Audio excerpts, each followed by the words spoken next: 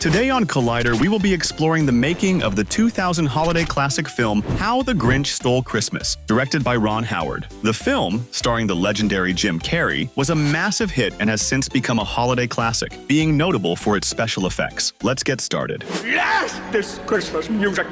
It's joyful and triumphant. The Grinch used groundbreaking technology to bring the whimsical imagination of Dr. Seuss, the creator of the Grinch illustration, to life, creating a visually stunning and immersive experience. To achieve this, the production enlisted the expertise of Digital Domain, a renowned VFX company, to design and execute the film's unique aesthetic. The team blended CGI with practical sets and effects, crafting a seamless integration that captured the spirit of Seuss's iconic illustrations. I've never seen so many beautiful Christmas lights, Betty Lou. One of the biggest challenges was ensuring that these elements felt cohesive and authentic, a task made even more daunting by the heavy reliance on CGI. Most of Whoville, the film's central setting, was either digitally animated or enhanced with visual effects. Take the film's opening sequence, for example. It begins with a zoom into a snowflake that transports the audience into the magical town of Whoville. This entire scene was created with CGI, showcasing the team's ability to build an intricate, fantastical world from scratch. Such moments were pivotal in establishing the film's tone and ensuring its status as a holiday classic. Director Ron Howard played a critical role in maintaining the visual integrity of The Grinch. Acting as the creative gatekeeper, he collaborated closely with Digital Domain to ensure every idea aligned with his vision for the story. This collaborative approach extended to the entire team, including CGI supervisor Matthew Butler and compositing supervisor Brian Grill. They often recalled how Howard's leadership fostered a dynamic and cooperative environment. Butler noted that Howard was always willing to embrace ideas from his team if they improved the film's quality or storytelling. For him, passion and execution mattered as much as creativity, and the team consistently questioned whether each effect served the story. This mindset allowed them to push boundaries while maintaining focus on the film's narrative.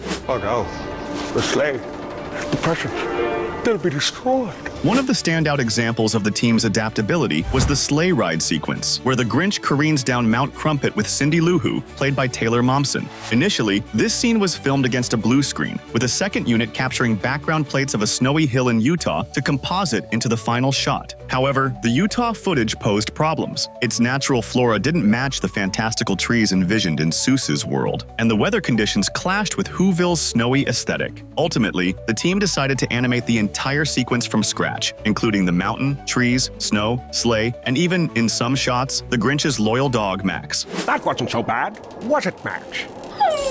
This decision ensured the scene aligned with the magical tone of the story. Looking back at the VFX work in The Grinch, it's clear that Digital Domain went all out. Their attention to detail didn't just make the visuals look realistic, it also captured the charm and magic of Dr. Seuss's illustrations perfectly. The team's hard work really paid off, leaving a lasting mark on holiday movies and giving the film its timeless appeal. I think we should go back. What? You're scared of the Grinch! No. Just like the animation process, the prosthetic and makeup work in The Grinch was equally remarkable. The Grinch's makeup and prosthetic design were crafted by the renowned Academy Award-winning makeup artist Rick Baker, whose credits include An American Werewolf in London, Hellboy, and Star Wars: The Empire Strikes Back. He just loves to have fun and get his hands dirty and get involved and create something. The Grinch's suit was made from yak hair, meticulously sewn into a spandex base. Completing the costume were yellow contact lenses and intricate facial prosthetics. The makeup work was so exceptional that it earned the team an Oscar in 2001 for Best Makeup. However, while the result was top tier, the process of applying it to star Jim Carrey was no walk in the park. The experience was so grueling that Carrey needed CIA training to endure it. Before receiving this special training, the makeup process was almost too much for the actor to bear. In frustration, he once famously punched a hole in his trailer. During an interview on The Graham Norton Show, Carrey explained, "When I did The Grinch, the makeup was like being buried alive every day." He revealed that it initially took 8.5 hours to get into the green costume, though the process was later streamlined to around 2.5 hours.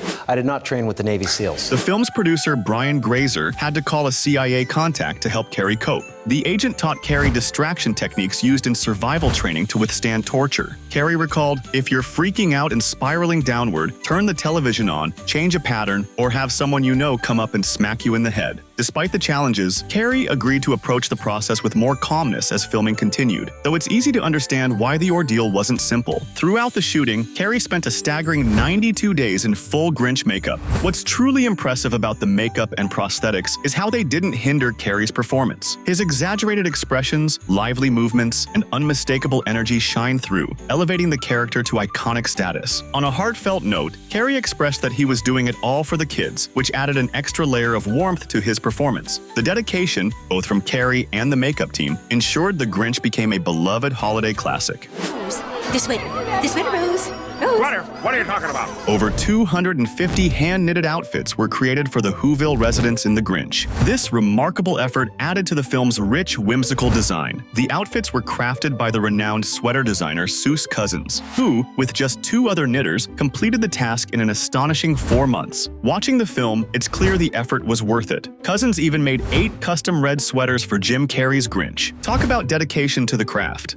You can make snow angels later. You can't be late for the Whobilation. In addition to designing Whoville in all its quirky glory and building elaborate sets, the production team faced another massive challenge, covering everything in snow. For this, they needed 75 tons of fake snow, which amounts to over 152,000 pounds. Since real snow would melt under the studio lights, the team used crushed marble as a substitute. This practical yet creative solution is a testament to the magic of movie making. While Jim Carrey's performance is central to the film's charm, another A-lister lent his talents, the legendary British actor Anthony Hopkins. Hopkins, an acclaimed film and stage performer, narrated the movie, bringing a smooth, captivating voice to the whimsical tale. He stood outside his cave, hating the Who's. Amazingly, he completed all his voiceover work in just 1 day. Despite the short time in the recording booth, his impeccable delivery elevated the story, adding a final layer of enchantment to the Christmas classic. Another fascinating fact is that a whopping 40 minutes of the film consists entirely of visual effects. The production was a visual effects spectacle, requiring countless purely digital shots. The team at Digital Domain took on this immense challenge with skill and creativity, blending CGI with practical sets to bring the imaginative world of Dr. Seuss to life. Interestingly, The Grinch almost had a very different creative direction. Tim Burton, celebrated for his dark and eccentric style, was initially considered to direct the film. Burton even pitched his vision, which leaned closer to the tone of the original 1966 cartoon. His version was much darker than the one audiences know today.